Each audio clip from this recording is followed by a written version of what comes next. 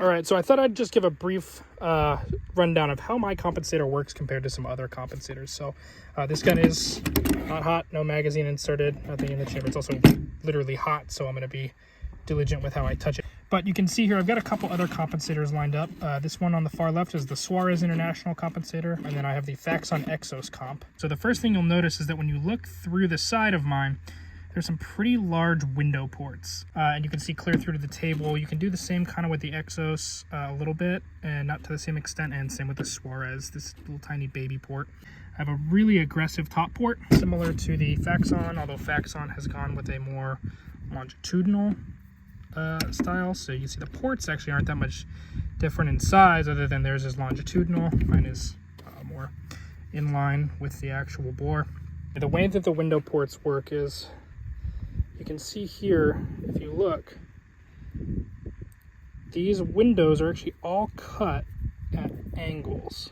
So they're actually wider than they appear at first. They're actually even more aggressive than they look. And you can see I've got these baffles in there that trap gas and direct it backward at a 30-degree angle, like this, kind of along my finger, and upward at a 55-degree angle, like that. So the gas doesn't come straight up out of my comp. It comes up at this 55-degree angle. 15.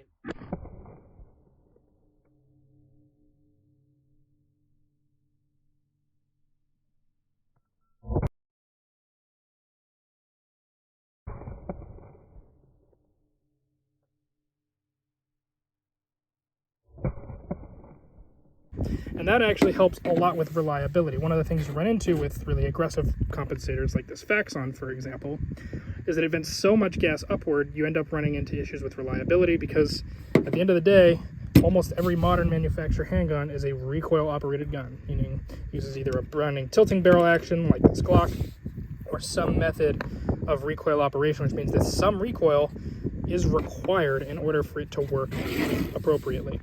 So if you bleed off too much of that recoil, you actually run into an issue with reliability. Well, what mine does differently is that because that gas, as it escapes at a 55-degree angle, it's allowed to actually retain some of that horizontal velocity to keep the cycling of the action up. Now, it still applies a downward force on the muzzle, but it also retains its horizontal velocity largely so that it can still apply a rearward force to cycle the gun, which is why I can actually run a 19-pound recoil spring in this gun, which is heavier than factory, and still have 100% reliability with different types of ammo, 115, 124, we're shooting some 130 today. So yeah, I mean, this is a patent pending design, so this is actually current with the US Patent Office. These will be available for sale here in a little bit, but yeah, the results are just phenomenal. 5 rounds, Winchester 115.